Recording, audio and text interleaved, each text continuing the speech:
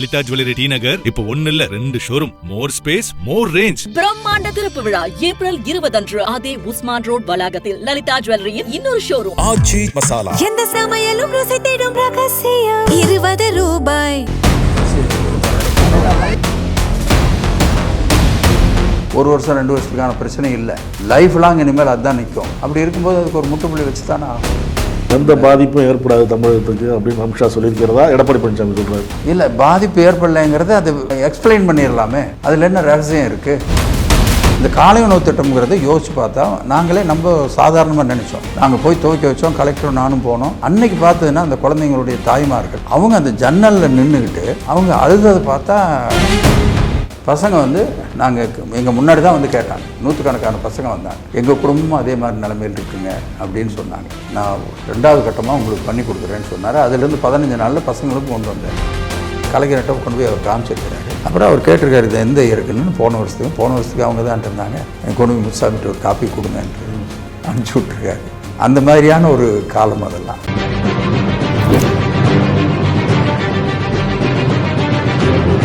நக்கீரன் நேயர்களுக்கு வணக்கம். Local politics இந்த நிகழ்ச்சியில் ஈரோடு மேற்கு சட்டமன்ற திமுக வேட்பாளர் அமைச்சர் முத்துசாமி அவர்களை தான் சந்திக்க இருக்கிறோம்.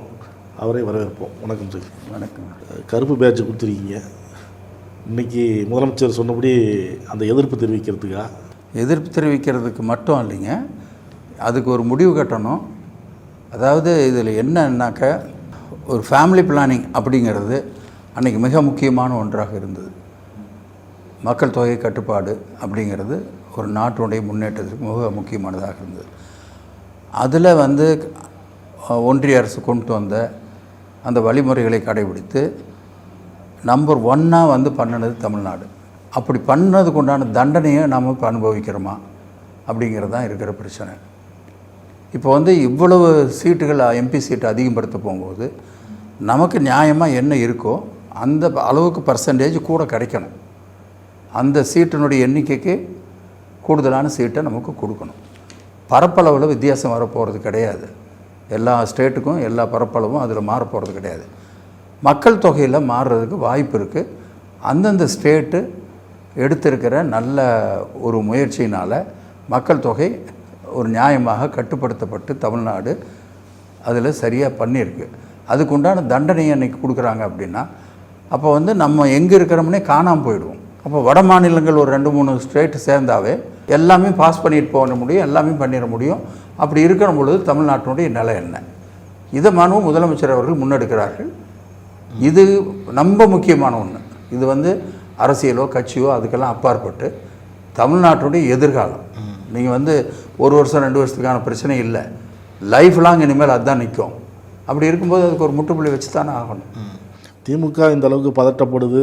முதலமைச்சர் இதை தொடர்பாக டெய்லி பேசுகிறாரு. அதுக்கு அடுத்த கட்டத்தில் இருக்கிற உங்களை போன்ற மூத்த தலைவர்களும் தொடர்ச்சியாக பேசுகிறீங்க.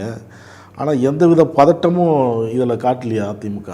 அவங்க வந்து என்ன சொல்கிறாங்கன்னா அமித்ஷா வாக்குறுதி கொடுத்துருக்கிறார் அப்படிங்கிறது தான் அவர் சொல்கிறார் எடப்பாடி பழனிசாமி. இல்லை, அப்படி வாக்குறுதி கொடுத்துருந்தா நாளைக்கு பார்லிமெண்ட் இன்றைக்கி தேவையில்லையே. வாக்குறுதி என்ன கொடுத்தாங்க?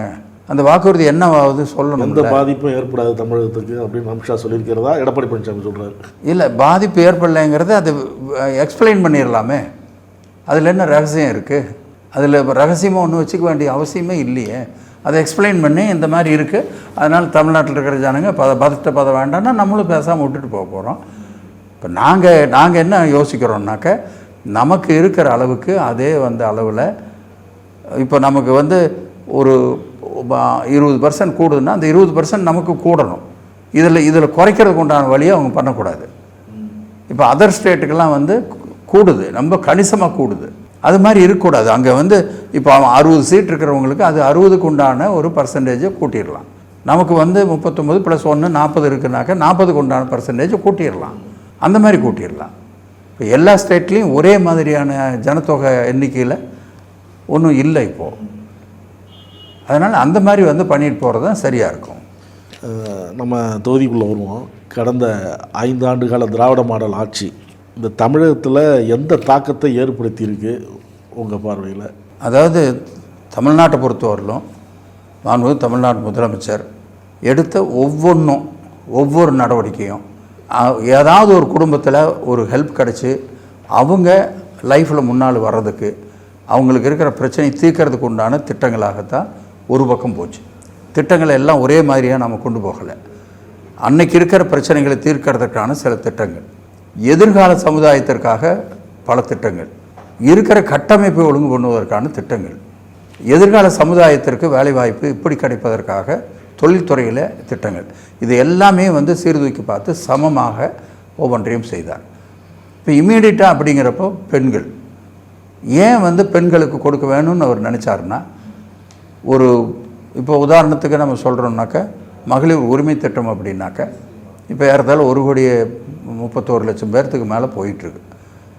அந்த 1,31,00,000 தாய்மார்களும் அந்த பணத்தில் ₹1 வேணால் செலவு பண்ண மாட்டாங்க. அது அந்த குடும்பத்துக்கு நேராக போய் சேரும், அங்கே இருக்கிற குழந்தைங்களுக்கு போய் சேரும். இதெல்லாம் நடைமுறையில் நம்ம பார்த்ததுனால தான் அந்த திட்டம் வேணும்னு கொண்டு வந்தார். அதே மாதிரி விடியல் பயணமும் கொண்டு வந்து பேருந்தில் கட்டணம் இல்லாமல் பயணம் செய்கிறது, அதுவும் அதே மாதிரி தான் அந்த பெண்களுக்கு ஏறத்தாழ ₹1000 மாதம் மிச்சமாகிற மாதிரி அதை பண்ணி கொடுத்துருக்காங்க. இதுவெல்லாம் அவங்களுக்கு ஒரு அங்கீகாரம், இன்னும் துணிச்சலாக அவங்க இறங்கி வேலை செய்கிறதுக்கு உண்டான ஒரு அங்கீகாரத்தை அது கொடுத்துருக்கு. அதே மாதிரி படிக்கிறது, இப்போ இது கொடுக்குறோம், இன்றைக்கி இருக்கிற பிரச்சனையை அவங்க தீர்த்துக்கிறாங்க, அதோடு முடிஞ்சு போச்சா, முன்னேற்றம் வந்துடுமா அப்படின்னு அவர் யோசிச்சுட்டு விட்டுறல. சரி ஓட்டு போதும் அப்படின்னாக்க இதோட முடிச்சுக்கிட்டு போயிருக்கலாம். அவர் அப்படி நினைக்கல. எதிர்கால சமுதாயம் சரியாக வரணும், அதுக்கு என்ன திட்டம். அப்போ நீ காலேஜில் கொண்டு போய் பசங்களை சேர்த்து பொண்ணுங்களை சேர்த்துங்க, அதுக்கு உண்டான செலவு உங்களால் முடியல, நான் பண்ணித்தரேன் அப்படின்னு மாதம் ₹1000 பண்ணார். முதல்ல பெண்களுக்கு மட்டும் பண்ணார். பசங்க நாங்கள் எங்கள் முன்னாடி தான் கேட்டாங்க, நூற்றுக்கணக்கான பசங்க வந்தாங்க, எங்கள் குடும்பமும் அதே மாதிரி நிலைமையில் இருக்குங்க அப்படின்னு சொன்னாங்க. இல்லை உங்களுக்கு கண்டிப்பாக வருது, நான் 2வது கட்டமாக உங்களுக்கு பண்ணி கொடுக்குறேன்னு சொன்னார். அதுலேருந்து 15 நாளில் பசங்களுக்கும் கொண்டு வந்தார். நீங்கள் பெண்களுடைய கணக்கை எடுத்து பார்த்ததுனாக்க இந்த திட்டம் வந்த பின்னாடி ஏறத்தாழ 35% பெண்கள் கூடுதலாக போய் கல்லூரியில் சேர்றாங்க, பசங்களும் அதே மாதிரி சேர்றாங்க. உடனே அவர் உயர்கல்வித்துறை அமைச்சரை கூப்பிட்டு சீட் இல்லைங்கிற பிரச்சனை வந்துடக்கூடாது, அதை இன்க்ரீஸ் பண்ணுறதுக்காக ஏற்பாடு பண்ணுங்கள் அப்படின்னு சொல்லி அதற்கான அடிப்படை ஏற்பாட்டையும் செய்கிறார். இதெல்லாம் எதற்காக? எல்லாரும் படிச்சிடணும், படிச்சுட்டு அவங்க போட்டி அதில் போட்டியில் அவங்க வரணும். அது மட்டும் இல்லை, சில பயிற்சிகளை கொடுத்தாங்க. அந்த பயிற்சிகள் நம்ம எந்த லெவலில் வேணாலும் போய் போட்டி போடுகிற பொழுது ஒரு துணிச்சல் வருவதற்கு. இப்போ எங்களை இல்லாமல் முதன்னு பேட்டி கண்டிருந்தீங்கன்னா எப்படி இருந்திருப்போம்? சரி, ஒரு 10-15 பேட்டி கண்டுபிடிச்சதுனால நாங்கள் எங்களுக்கு கொஞ்சம் சரி இதில் நாங்கள் இப்படி பதில் சொன்னால் சரியாக இருக்கும் அப்படிங்கிறத எங்களால் வெளிப்படுத்த முடியுது. இதே தான் பசங்களுக்கும். இப்போ அவங்க இங்கே பயிற்சி எடுக்கும் பொழுது வேறு ஸ்டேட்டுக்கு மற்ற இடத்துக்கு போகும்போது அல்லது ஒரு ப்ரைவேட் கம்பெனிக்கு போகும்போது கூட அவங்க அங்கே தைரியமாக சைன் பண்ண முடியுது. அந்த மாதிரி ஒரு நிலைமையை அவர் யோசித்து அவர் கொண்டு வந்திருக்கார். இது மாதிரி நிறையா கொண்டு பண்ணிகிட்ருக்காங்க. அப்புறம் காலை உணவு திட்டமும் கொண்டு வந்தார். இதை இப்போ நாங்கள் ஏதோ அவரை பாராட்டணுங்கிறதுக்காக அந்த கட்சியில் இருக்கிறோம், எங்கள் தலைவர் அப்படிங்கிறதுக்காக சொல்கிறோன்னு எல்லோரும் சாதாரணமாக எடுத்துக்கலாம். வேறு ஸ்டேட்டில் இருக்கிற முதலமைச்சர் இங்கே பாராட்டினா கூட சரி அவர் முன்னாடி பாராட்டிட்டு போகிறாங்கன்னு நினைக்கலாம். அங்கே போய் அவங்க கேபினெட்டில் அவங்க அதிகாரிகளோடு பேசுகிற பொழுது ஸ்டாலின் இப்படி ஒரு திட்டத்தை கொண்டு வந்திருக்கிறாரு, அதுக்கு ஸ்டாலின் திட்டம்னு அவங்க பேர் வச்சு பண்ணுறாங்க. அப்போது இந்த காலை உணவு திட்டம்ங்கிறத யோசித்து பார்த்தா நாங்களே நம்ம சாதாரணமாக நினச்சோம். நாங்கள் போய் துவைக்க வச்சோம், கலெக்டரும் நானும் போனோம், துவைக்க வச்சோம். அப்போது தான் எங்களுக்கு அதனுடைய இது புரிஞ்சுது.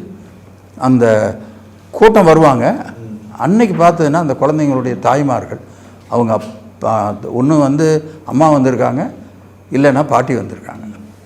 அவங்க அந்த ஜன்னலில் நின்றுக்கிட்டு அவங்க அழுததை பார்த்தா அப்படி இருந்தது. ஏன்னா காலையில் அந்த மாதிரி சாப்பாடு அவங்க கொடுக்க முடியாது, ஏதோ ஒரு சாப்பாடு கொடுப்பாங்க. இதில் ஒவ்வொரு நாளும் ஒவ்வொரு வெரைட்டி, ஒவ்வொரு நாளும் 5 நாளைக்கு வெவ்வேறு உணவு, அடுத்த வாரம் 5 நாளைக்கு வெவ்வேறு, அப்புறம் தான் மாறும். இதெல்லாம் அவங்க கொஞ்சம் கூட நம்பாதது. இப்போ இந்த அளவுக்கு பண்ணினது அந்த குழந்தைங்களுடைய வருகை அதிகமாக இருக்குது, ட்ராப் அவுட்ஸ் குறைஞ்சிருக்கு. இதெல்லாம் ஒரு பெரிய எதிர்கால ஸ்கீமு. இன்றைக்கி இருக்கிற ஓட்டரை வளைச்சி கையில் போடணும் அப்படிங்கிற நோக்கம் இல்லை. எதிர்காலத்தில் இந்த பசங்க நல்லா வரணும், நல்லா படித்து வந்துடணும் அப்படிங்கிற நோக்கத்தில் தான் அவங்க பண்ணியிருக்காங்க. ஈரோடு மேற்கு வெற்றி வாய்ப்பு எப்படி இருக்குது? மேற்கு வெற்றி வாய்ப்பு நல்லா இருக்குது. காரணம் கவர்மெண்ட்லேருந்து நிறையா திட்டங்களை பொதுவாக செஞ்சுருக்காரு சிஎம். அது இல்லாமல் எங்கள் மாவட்டத்துக்குன்னு வந்து நிறையா திட்டங்களை கொடுத்துருக்காரு. அது மேற்குக்குள்ளே அடங்குற திட்டங்களும் நிறையா வருது. அதனால் வந்து இதை வந்து மேற்கு கிழக்க நம்ம பிரிக்க முடியாது. ஏன்னா ஒரு திட்டம் ஒரு இடத்துக்கு கொண்டு வந்ததுனாக்க அது எல்லாத்துக்குமே பயன்படுற மாதிரி இருக்குது. அதனால் அந்த மேற்கெல்லாம் அது வந்து எங்களுக்கு தலைவர் வந்து இந்த கொண்டு வந்த திட்டங்கள் பயன்பட்டுருக்கு. அதுக்கு அடுத்தது நிறைய பேர்த்துக்கு பட்டா இல்லாமல் இருந்தது. இப்போது கார்ப்பரேஷனில், ஊராட்சியில், ஊராட்சி தவிர கார்ப்பரேஷன், பேரூராட்சி, மாநகராட்சியில் இதெல்லாமே வந்து பேன் பண்ணி வச்சுருந்தாங்க. நகராட்சியிலலாம் பட்டா கொடுக்குறத. அப்புறம் சிஎம் அதை வந்து கொடுக்கணும்னு சொல்லி ஏற்பாடு பண்ணிட்டாங்க. அதுக்கு வந்து நம்ம துணை முதலமைச்சர் தான் கூப்பிட்டு இது கரெக்டாக கொடுக்குறாங்களா என்னங்கிறத நீங்கள் ரிவ்யூ பண்ணி அதை வேகப்படுத்தணும் அப்படின்னு சொன்னார். இப்போ ஒரு 25 லட்சம் பட்டா கொடுக்கப்பட்டிருக்கு. இப்போ எலெக்ஷனுங்கிறதுனால அது வந்து கொஞ்சம் ஸ்டாப் பண்ணியிருக்காங்க. இது மாதிரியான திட்டங்கள் இப்போ உதாரணத்துக்கு ஒன்று சொல்லணும்னு சொன்னாக்க, நீங்கள் அந்தியூர் ஏரியாவில் ஒரு 70 வருஷமாக அவங்களுக்கு வந்து இருந்த ஒரு பிரச்சனை. அங்கே இருக்கிற விவசாய பூமிகள் கண்டிஷன் பட்டான்னு போட்டு கொடுத்துருக்காங்க. ஏன் அப்படி போட்டாங்க என்ன யாருக்கும் தெரியாது. அந்த 70 வருஷமாக அந்த ஜனங்க வந்து எங்களுக்கு இந்த கண்டிஷன் நீக்கி அயன் பட்டாவை போட்டு கொடுங்க, எங்களுக்கு அதில் உரிமை இருக்கணும், எங்களால் விற்க முடியல, அது லோன் வாங்க முடியல. இப்படி இது வந்து எல்லா கவர்மெண்ட்டையும் கேட்டு வந்தாங்க, நடக்கலை. சிஎம்க்கு ஒரு லெட்டர் கொடுத்தாங்க. அந்த லெட்டரை வச்சு பார்த்துட்டு உடனே கூப்பிட்டு அதுக்கான ஏற்பாடை பண்ணி ஒரே ஆர்டரில் வந்து க்ளோஸ் பண்ணி அவங்களுக்கு அயன் பட்டாவை கொடுங்கன்னு சொல்லி போட்டார். அதே மாதிரி எல்பிபி டேமு, எல்பிபி வாய்க்கால், இதுக்காக லேண்ட் அக்வயர் பண்ணுறாங்க. லேண்ட் அக்வயர் பண்ணும்பொழுது எந்த லேண்டு வேணும் என்னங்கிற ஒரு ஐடியா இல்லை, தோராயமாக பண்ணிட்டாங்க. அப்புறம் 1957 1957 இது போதும்னு முடிவு பண்ணிட்டாங்க. ஃப்ரீஸ் பண்ணியாச்சு. அதோட மிச்சம் இருக்கிறதெல்லாம் ரிலீஸ் பண்ணி கொடுக்கணும். ரிலீஸ் பண்ணி கொடுக்கல, அல்லது யாருக்கோ வந்து குத்தகை காட்ட கொடுத்துட்டாங்க. இப்போ அதையும் வந்து கொடுக்காதனால அவங்க வந்து அந்த விவசாயிகள் அதில் வந்து பயன்பெறவே முடியல. இப்போ அதையும் வந்து ரிலீஸ் பண்ணி அவங்களுக்கும் அது வந்து ஒரு அயன் பட்டாவை பண்ணி அதையும் கொடுத்துருக்காரு. அதுவும் வந்து இடத்துல 57 இருக்கிற பிரச்சனை. இது மாதிரி நிறையா தேங்கி கிடந்த பிரச்சனைகளுக்கு ஒரு முற்றுப்புள்ளியை வச்சுருக்காரு. ஈரோடு கட்டமைப்பை நீங்கள் எப்படி உருவாக்கி வச்சுருக்கீங்கன்னு, அதாவது முதல்ல நீங்கள் தான் பேருந்து நிலையம் கொண்டு வந்ததாக சொன்னாங்க. அதுக்கப்புறம் நகரம் வளர்ந்துருக்கு. அதுக்கு அடுத்தடுத்து நீங்கள் எம்எல்ஏவாக அமைச்சராக இருந்து செய்தது இல்லை? எங்களுக்கு வந்து என்ன சில பிரச்சனைகள் எங்களுக்கு இருந்தது. என்னன்னு கேட்டால், இது வந்து டிஸ்ட்ரிக்ட் பிரியும் போது இது வந்து ஒரு ஓரத்துலையாக போயிடுச்சு. தலைநகரம்ங்கிறது ஒரு கார்னரில் வந்துடுச்சு. அதுக்கு பின்னாடி அந்த பக்கம் போனால் நாமக்கல் அப்படி வந்துடுச்சு. அப்புறம் டவுனுமே வந்து ஒரு 5000 ஏக்கர் டவுனுமே வந்து கொஞ்சம் டைட்டான ஒரு இதாக போச்சு. ரோடுகள் அது எல்லாமே ரொம்ப சின்னதாக இருந்தது. ஆனால் இருந்தாலுமே வந்து ஈரோடுனா அது ஒரு பேர் இருந்தது. அதுக்கு பின்னாடி வந்து இதில் வந்து கட்டமைப்புகளை எப்படி கொண்டு வரது அப்படின்னு சொல்லி பார்க்கும்போது முதல் எங்களுக்கு ஏற்பட்ட மிகப்பெரிய சிரமம் நம்ம கலெக்டரேட்டை எங்கே கட்டுறது அப்படிங்கிறது தான். அப்போ வந்து நான் எம்எல்ஏவாக தான் இருந்தேன், 77-80 அந்த டைமு. அப்போ வந்து அதிகாரிகள் வந்தாங்க, சீஃப் செக்ரட்டரி வந்தாங்க. வந்துட்டு நம்ம ஆர்டிஓஸ் ஆஃபீஸ் கேம்பஸ்ஸு அந்த இடத்துல அது வந்து ஒரு 150 அடிக்கு 300 அடி 350 அடி இருக்கும். அந்த இடத்துல கலெக்டரேட் கட்டுறதுன்னு முடிவு பண்ணி டிசைட் பண்ணி ஃபவுண்டேஷன் இதெல்லாம் எடுத்து சாயில் டெஸ்ட்லாம் பண்ணி டிசைடே பண்ணிட்டாங்க. டிசைட் பண்ணிட்டு சிஎம்க்கு வந்து சர்க்குலேட் பண்ணுறாங்க. எங்களை மீட்டிங் கூப்பிட்டுருந்தாங்க. நாங்கள் வந்து ஸ்ட்ராங்காக அப்போஸ் பண்ணோம். என்னோடய தொகுதிங்கிறதுனால நான் ரொம்ப ஸ்ட்ராங்காக அப்போஸ் பண்ணேன். நான் சொன்ன ஒரே ஒரு ரீசன், இந்த இடம் பத்தாது ஒன்று. ரெண்டாவது, ஏதாச்சும் ஒரு சின்ன மனு கொடுக்குறதா இருந்தால் கூட அல்லது ஒரு சின்ன போராட்டம்னா கூட கலெக்டரேட் நோக்கி தான் வராங்க. அதனால் ஃபுல்லாக ஜாம் ஆகிடும். அதனால் இப்படி இருக்கக்கூடாது, இன்னும் கொஞ்சம் வெளியில் தள்ளி கொஞ்சம் பெரிய இடத்துல கட்டணும். ஏற்கனவே இது ஒரு கார்னரில் இருக்குது, இதே இங்கே கொண்டு வந்துடுச்சுனாக்கா எல்லா ஜனங்களும் இங்கே வர மாதிரி இருக்கும், கொஞ்சம் தள்ளி போகணும் அப்படின்னு சொல்லி கேட்டோம். அந்த டைமில் எங்களுக்கு தெரிஞ்ச ஒரே ஒரு இடம், இப்போ கலெக்டரேட் இருக்கிற இடம், ஒரு 7.5 ஏக்கர் அங்கே இருந்தது. அந்த இடத்த சொல்லி நாங்கள் அங்கே ஆரம்பிக்கணும்னு சொல்லி சொன்னோம். அதுக்கு பின்னாடி வந்து கவர்மெண்ட் டிசால்வ் ஆகிடுச்சு. அதுக்கு பின்னாடி கவர்மெண்ட் டிசால்வ் ஆகிட்டு எகெயின் வந்து கவர்மெண்ட் வரும் பொழுது நான் மினிஸ்டர் ஆனேன். அப்போ வந்து அதை வந்து என்னால் செய்ய முடிஞ்சது. நான் போய் அன்றைக்கி இருக்கிற சிஎம்கிட்ட தலைவர்கிட்ட கொடுத்தேன். அவர் உடனே அந்த இடத்துல பண்ணி கொடுக்குறதுக்கு உண்டான ஏற்பாட்டை பண்ணி கொடுத்தாரு. அதுக்கு பின்னாடி தான் அந்த கலெக்டரேட் அங்கே டெவலப் ஆச்சு. அப்புறம் அங்கேயே எல்லாம் கொண்டு வந்துடணும் அப்படிங்கிறதுக்காகத்தான் கோர்ட்டு அது எல்லாமே வந்து கொண்டு வரதுக்கு ஏற்பாடு பண்ணோம். அப்படி போனதுனால கொஞ்சம் அந்த இடம் வந்து கொஞ்சம் எலிவேட்டடாக இருக்குது, நல்லா வந்திருக்கு. இன்றைக்கி சூழ்நிலையில் இன்னொரு 10 கிலோமீட்டர் தள்ளி போயிருக்கணுங்கிறது எங்களுடைய கருத்து. மக்கள் தொகையும் இதாகுது. அந்த இடம்லாம் அப்போ வந்து ரொம்ப ட்ரை லேண்டு, சும்மா வந்து இதாக வர கடை கிடக்கும். இப்போ பார்த்ததுனாக்கா அது பயங்கரமாக டெவலப் ஆகிடுச்சு. அதாவது பெரிய ஆளுமைகள் கீழே நீங்கள் இருந்திருக்கீங்க. அதாவது இப்போ முதலமைச்சர்னு பார்த்தீங்கன்னா எம்ஜிஆர், ஜெயலலிதா, கலைஞர் இவங்களெல்லாம் பணியாற்றிருக்கீங்க. அவங்க கூட பணியாற்றியது எப்படி இருக்குது? இப்போ ஸ்டாலின் இது எப்படி பார்க்குறீங்க அவர் கூட பணியாற்றுறது? இல்லை, அப்போ வந்து அவர் தலைவரோட எம்ஜிஆரோடு இருக்கும்பொழுது எங்களுக்கு ரொம்ப சின்ன வயசு. அதனால் அன்றைக்கி வந்து எங்களுக்கு வந்து நிறையா வந்து வழிகாட்டுறதுக்கு தேவைப்பட்டாங்க. அப்போ வந்து ஒரு மெடிக்கல் காலேஜ் இன்ஜினியரிங் காலேஜ் ஆரம்பிக்கணும். ஏன்னா நம்ம மாவட்டம் பிரிஞ்சு வந்த பின்னாடி இங்கே எந்த விதமான படிப்புக்கான பெரிய இதே இல்லை. அதனால் வந்து ஒரு இன்ஜினியரிங் காலேஜ் ஆரம்பிக்கணுங்கிறது எங்களுடைய கனவாக இருந்தது. ஏன்னா அப்போ வந்து 2900 பேர் தான், வெறும் 2900 பேர் தான் ஸ்டேட் பூரா இன்ஜினியரிங் இன்ஜினியரிங் ஸ்டூடெண்ட்ஸு. கர்நாடகாவில் பார்த்திங்கன்னா 6000 பேர். அதனால் நமக்கு வந்து இந்த காலேஜ் ஆரம்பிக்கணுங்கிறதுக்காக பண்ணி அந்த இடத்துல வந்து 350 ஏக்கர் லேண்ட் அரசாங்க நிலம், அதை வந்து த்ரூ கார்ப்பரேஷன் நாங்கள் வந்து பண்ணுறதுக்கு ஒரு ஏற்பாடு பண்ணோம். உடனடியாக அதுக்கு வந்து அன்றைக்கு புரட்சித் தலைவர் எம்ஜிஆர் அவர்கள் அதற்கு எங்களுக்கு உத்தரவு போட்டார். ஆனால் தொழிற்சங்கங்கள் அதற்கு ஒத்துழைப்பு கொடுக்கணும். ஏன்னா அவங்களுக்கு ஒரு கோட்டா அதில் கொடுக்கணும், அவங்க அதுக்கு ஒரு டெபாசிட் பண்ணணும்.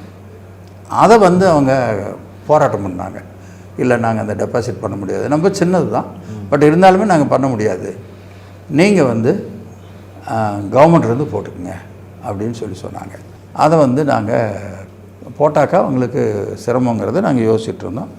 அப்போ திடீர்னு வந்து தலைவர் கலைஞர் அவர்கள், அப்போ எதிர்க்கட்சி தலைவர் தான், இந்த திட்டத்தை கொண்டு வர்றது ஏடிஎம்கே தலைவர் தான், எம்ஜிஆர் தான் அதை கொண்டு வர்றார். ஆனால் இந்த திட்டம் நல்ல திட்டம், இது வேணும் அப்படின்னு சொல்லிட்டு தொழிற்சங்கத்தை கூப்பிட்டு, நீங்கள் இதுக்கு பணம் கட்டலைன்னா உங்களுக்கு நாளைக்கு சீட்டில் உரிமை இல்லாமல் போயிடும், நீங்கள் பணம் கட்டினா தான் உங்களுக்கு கோட்டா கிடைக்கிறதுக்கு உரிமை வரும், போய் பேசாமல் பணத்தை கட்டணுங்கன்றார். அதுக்கு பின்னாடி எந்த இடைஞ்சலும் இல்லாமல் அந்த காலேஜ் பிரமாதமாக வந்தது. அதை தொடர்ந்து இன்னொரு 350 ஏக்கர் மெடிக்கல் காலேஜ், அதை தொடர்ந்து அங்கே பண்ணணும் பெருந்துறையில். இப்போ அந்த ரெண்டுமே வந்து பெரிய அளவில் நமக்கு பயன்பட்டுருக்கு. மாவட்டத்தினுடைய அந்த முகத்தையே மாற்றியிருக்கு அந்த 2 காலேஜும். அதெல்லாம் வந்து எங்களுக்கு அவர் தலைவர் செஞ்சு கொடுத்தாரு ஒரு பக்கம், இன்னொரு பக்கம் அதில் இருந்த தடைகள்லையும் வந்து கிளியர் பண்ணி கலைஞரை வந்து அதில் பண்ணார். எதுக்கு சொல்கிறேன்னா, ஒரு நல்ல விஷயம் நடக்கும்போது இவ்வளோ வந்து ஒரு அண்டர்ஸ்டாண்டிங்கில் பண்ணினாங்க அப்படிங்கிறது தெரியணுங்கிறதுக்காக சொல்கிறேன். அப்புறம் அதுக்கு பின்னாடி வந்து அவங்க ஜெயலலிதா காலத்தில் அந்த பவானி பிரிட்ஜு, ஒரு பிரிட்ஜ் இருந்தது, அப்புறம் இன்னொரு பிரிட்ஜ் வேணும்ன்ட்டு நாங்கள் டூர் கூட்டிகிட்டு வந்தோம். அந்த டைமில் அங்கே வந்து காமிச்சோன்னே உடனே கவர்மெண்ட் வந்த உடனே அதை பண்ணி கொடுத்துட்டாங்க. அது மாதிரி சில விஷயங்கள் வந்து அப்போ பண்ணிச்சு. அப்போ வந்து மிக முக்கியமான ஒரு திட்டம் செஞ்சதுனாக்க, இந்த மெடிசன் பர்ச்சேஸில் ஏகப்பட்ட ப்ராப்ளம் இருந்தது. கவர்மெண்ட் ஹாஸ்பிட்டலுக்கு வாங்குறது, நான் ஹெல்த்து பார்த்தப்போ நல்ல மருந்தே வராது, தேவையான அளவுக்கு வராது, தேவையில்லாத மருந்து வந்து டம்ப் பண்ணியிருப்பாங்க. இது மாதிரி ப்ராப்ளங்கள் இருந்தது. அதை வந்து யாரும் தனிப்பட்ட ஒருத்தரை பொறுப்படுத்திக்கிட்டு பண்ணுறதுக்கு உண்டான வாய்ப்பு இல்லாமல் இருந்தது. 3 அதிகாரிகள் சேர்ந்து ரேட்டு ஃபிக்ஸ் பண்ணுவாங்க, அப்புறம் அங்கங்கே தேவையான மருந்தை ஆர்டர் போடுவாங்க. அப்போ இன்றைக்கி ஒரு அதிகாரி இருப்பார், அவர் ஒரு பிளான் பண்ணி போட்டிருப்பார், ட்ரான்ஸ்ஃபர் ஆகி போன பின்னாடி அதை விட்டுட்டு அவர் வேறு மாதிரி பிளான் பண்ணுவார். இதெல்லாம் வந்து ஒரு நிறைய கன்ஃபியூஷன், நிறைய இடத்துல மருந்து இல்லை, குவாலிட்டி மருந்து இல்லை. அப்போலாம் ஒரு டப்பாவில் வச்சுக்கிட்டு அள்ளி கொடுப்பாங்க, அந்த மாதிரிலாம் இருந்தது. அப்புறம் அதை வந்து நாங்கள் ஒழுங்கு பண்ணிட்டு அதுக்காக ஒரு தமிழ்நாடு மெடிக்கல் சர்வீஸ் கார்ப்பரேஷன் அப்படின்னு ஒன்று ஃபார்ம் பண்ணி ஒரு ஹெட்டில் கொண்டு வந்து அவங்க ஃபுல்லாக கண்ட்ரோல் எடுத்து என்ன மெடிசன் தேவை என்ன தேவையில்லை அப்படிங்கிறத அனலைஸ் பண்ணோம். எல்லாம் ப்ரைமரி ஹெல்த் சென்டர்லேருந்து டாப் வரலும் டீச்சிங் ஹாஸ்பிட்டல் வரும் டாக்டர்ஸ் போட்டு அவங்கள வச்சுக்கிட்டு ஒரு 1200 மெடிசன் லிஸ்ட் இருந்தது. அதை அவங்க கையில் கொடுத்து இன்றைக்கி நமக்கு என்ன தேவை ஷார்ட் லிஸ்ட் பண்ணி கொடுங்க. அவங்க வந்து ஒரு 250 மெடிசனில் முடிச்சு கொடுத்துட்டாங்க. நம்ம அத்தியாவசியமாக ரேராக தேவைப்படுற மெடிசனுக்கு அந்த ஹாஸ்பிட்டலுக்கு பணமாக வந்து டெபாசிட்டில் வச்சுருவோம். ரெகுலராக தேவைப்படுற மெடிசனை ஆர்டர் போட்டு வாங்கிடுவாங்க. அதுக்கு பின்னாடி அது வந்து ஸ்டிப்பில் தான் கொடுக்கணும், அள்ளி கொடுக்குற வேலையெல்லாம் இருக்கக்கூடாது. அந்த மாதிரி வந்து பண்ணிவிட்டு அதே மாதிரி ஒரு இன்ஜெக்ஷன் போடுறதா இருந்தால் டிஸ்போசபிள் சிரஞ்சு வைக்கலாம் அப்படின்னு சொல்லி வச்சோம். அது காலப்போக்கில் என்னாச்சுன்னாக்கா ஒரே சிரஞ்சில் 2 இன்ஜெக்ஷன் போடுற மாதிரிலாம் வந்தது. அதை வந்து கட்டுப்படுத்த முடியல. அதனால் அதை வேண்டான்னு பண்ணிவிட்டு ஒரு ஹாஸ்பிட்டலில் 100 பேர்த்துக்கு இன்றைக்கி வந்து இன்ஜெக்ஷன் போடுறாங்கனாக்க 100 சிரஞ்சு அந்த மாதிரி வாங்கி வச்சிட்டோம். அது வந்து 100னா 200 வாங்கி வச்சுருவோம். ஒரு 100 இன்றைக்கி இப்போ இன்ஜெக்ஷன் போட்டு அதை வந்து பாயில் பண்ணுறதுக்கு போட்டு வச்சுருவாங்க. நேற்று பாயில் பண்ணுறதுக்கு போட்டது அடுத்த நாள் எடுத்துக்குவாங்க. அந்த மாதிரி வந்து போட்டு ஒரு பிளான் பண்ணி பண்ணிச்சு. அதனால் இந்த மெடிசன் கார்ப்பரேஷன் வந்து பெரிய அளவில் ஒர்க் அவுட் ஆச்சு. ஃபுல் கண்ட்ரோல் கொண்டு வந்தது. அதில் வந்து செலவு ரொம்ப குறைஞ்சது. அதுக்கு வந்து நம்ம ராஜீவ்காந்தி அவார்டுன்னு ஒரு அவார்டு கிடைச்சது. அது கலைஞர் முதலமைச்சர் ஆன பின்னாடி தான் அந்த அவார்டு சர்டிஃபிகேட் வந்தது. அப்புறம் அந்த சர்டிஃபிகேட்டை யாரும் நம்ப மாட்டாங்க. அந்த சர்டிஃபிகேட்டை அங்கே செக்ரட்டரி அப்போ வந்து இருந்தார். அவர் தான் நான் இருக்கும்போது செக்ரட்டரியாக இருந்தார் பூர்ணலிங்கன்ட்டு. அவர்கிட்ட கலைஞர்கிட்ட கொண்டு போய் அவர் காமிச்சிருக்கிறாரு. அப்புறம் அவர் கேட்டிருக்காரு இது எந்த இருக்குன்னு. போன வருஷத்துக்கு அவங்க தான் இருந்தாங்க. கொண்டு போய் முசாமிட்டு ஒரு காப்பி கொடுங்கன்ட்டு அனுப்பிச்சி விட்ருக்காரு. அவர் கொண்டு வந்து சொல்லி என்கிட்ட கொடுத்தாரு. அந்த மாதிரியான ஒரு காலம் அதெல்லாம். தொடக்கத்தில் பேசும்போது ஸ்டாலின் முதலமைச்சராக இருந்து சில திட்டங்கள்லாம் சொன்னீங்க. அது மக்களிடையே போய் சேர்ந்துருக்கு, அவங்களோட வாழ்க்கை தரம் உயர்ந்திருக்கு, மாணவர்கள் சேர்க்கையெல்லாம் அதிகமாக இருக்குது. இதெல்லாம் இந்த தேர்தலில் எடப்பாடி பழனிசாமி சில அறிவிப்புகள் வெளியிடுறாரு. அதாவது ரொக்கமாக 10,000 பணம் ஃப்ரிட்ஜ். நான் அது சொல்கிறேன், யாரையும் குற்றம் சொல்கிறதுக்காக இல்லை. என்னெல்லாம் முடியாதுன்னு அவர் சொன்னாரோ அதையெல்லாம் இப்போ அறிவிப்பாக கொடுக்குறாரு.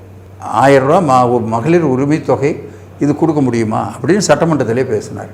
இது விளம்பரத்துக்காக நீங்கள் பண்ணுறீங்க அப்படின்னு சட்டமன்றத்தில் பேசினார். அப்போ இன்றைக்கி வந்து நாங்கள் கொடுத்து காமிச்சிருக்காரு. அதே எடப்பாடி பழனிசாமி தான் அதுக்கப்புறம் என்ன சொல்கிறாரு, நான் 21 மாதம் குரல் கொடுத்ததுக்கப்புறம் தான் கொடுத்தாங்கங்கிறார். இல்லை நீங்கள் 5 வருஷத்துக்குள்ளே நாங்கள் செய்வோன்னு சொல்லி கொடுத்துருக்குறோம். தேர்தல் அறிக்கைங்கிறது அடுத்த நாளே செய்கிறது இல்லை, படிப்படியாக தான். ஏன்னா ஃபினான்ஸுங்கிறது உங்களுக்கு தெரியும், வரிசையாக படிப்படியாக தான் கொடுத்துட்டு வர முடியும். அப்படி கொடுத்துட்டு வந்ததுனால இப்படி அவர் குரல் கொடுத்ததுக்காக இல்லை. அவர் குரல் கொடுத்தது என்ன தெரியுமா, இது ஒரு தப்பான திட்டம், இது ஃபைனான்ஸை முடக்கி போட்டுரும், இதை வந்து நீங்கள் கண்டினியூ பண்ண முடியாது, இது சக்ஸஸ் ஆகாதுங்கிறது தான் அவர் கொடுத்த குரல். ஆனால் இன்றைக்கி வரலும் பிரமாதமாக பண்ணிட்டு வர்றது தளபதி அவர்கள் தான். அதை மிக பிரமாதமாக பண்ணிட்டு வர்றார். அவருடைய நேச்சர் எப்படின்னா, எதிர்க்கட்சியாக இருக்கிற பொழுது தான் நான் வந்து அவரோட நம்ம நெருக்கமாக போக வாய்ப்பு எனக்கு கிடைத்தது. அந்த டைமில் அவருடைய அப்ரோச் எல்லாம் நான் ரொம்ப யோசிப்பேன், இவ்வளவு ஸ்ட்ராங்காக இருக்கார் எப்படி அப்படின்லாம் நான் யோசிப்பேன் உண்மையிலேயே. ஆனால் அவர் முதலமைச்சர் ஆன பின்னாடி அதை அப்படியே தூக்கி ஓரம் வச்சுட்டு ஒரு முதலமைச்சராக அவர் வந்து எவ்வளவு அதை வந்து சாஃப்டாக, எதிர்க்கட்சிகள் எவ்வளவு கடுமையாக பேசினா கூட அதை ஹேண்டில் பண்ணுறதை ரொம்ப ஜாக்கிரதையாக, அந்த பொறுப்புணர்வை எவ்வளோ கரெக்டாக வந்து ஹேண்டில் பண்ணாருங்கிறத பார்க்க முடிஞ்சது. முதல் கூட்டம் எம்எல்ஏ கூட்டம் 2021 போடுறாரு. அந்த கூட்டத்தில் அவர் கொடுத்த முதல் அட்வைஸு, எந்த காரணத்தை கொண்டும் எதிர்க்கட்சிகள் என்ன கடுமையாக பேசினாலும் நீங்கள் தவறான வார்த்தையை பயன்படுத்தக்கூடாது சட்டமன்றத்தில். அதுக்கு பதில் சொல்ல வேண்டிய அவசியம் இருந்ததுனாக்கா நாங்கள் சொல்லிக்கிறோம், நீங்கள் வந்து அந்த மாதிரிலாம் அப்ரோச் பண்ணக்கூடாது, நம்ம திட்டங்களை சொல்லணும், நம்ம பக்கம் இருக்கிற நியாயங்களை சொல்லணும். இப்படி தான் வந்து முதல் கூட்டத்தில் எம்எல்ஏக்களுக்கு அறிவுறுத்துறாரு. அவர் சொல்லியிருக்கலாம், யாராச்சும் ஏதாச்சும் பண்ணாக்கா நீங்களும் எந்திரிச்சு எல்லோரும் பேசணும் அப்படி சொல்லலாம். ஆனால் அப்படி சொல்லலை. அவர் அதை வந்து இந்த மாதிரி தான் அப்ரோச் பண்ணார். அதே மாதிரி ஏதாச்சும் ஒரு திட்டங்களை சொல்லிட்டு வந்தோம்னா சொல்லும்போது அவர் கேட்குறாரா, இது என்ன பண்ணுவாரா பண்ண மாட்டாரான்னு ஒரு சந்தேகமே எங்களுக்கு வரும். ஆனால் நாங்கள் வந்த 2 நாளில் அதுக்கு உண்டான உத்தரவு வந்துடும். அது மாதிரி நிறைய எனக்கு நடந்திருக்கு. அதனால் அந்த ஒரு முன்னேற்ற திட்டங்கள் அப்படிங்கிறதுல அவர் மிக கவனமாக எல்லாமே செய்கிறதுல அக்கறை எடுத்துகிட்டு பண்ணுறாரு. நக்கீரன் டிவிக்கு சப்ஸ்கிரைப் செய்யுங்கள். உங்கள் ஆதரவே எங்கள் பலம். ஆசிரியர்களுக்கு நண்பனாகவும் மாணவர்களுக்கு ஆசானாகவும் திகழும் தேர்வு வழிகாட்டி. ஒவ்வொரு பாடத்திற்கும் அனுபவமிக்க ஆசிரியர்களின் துல்லியமான தெளிவான விடைகள்.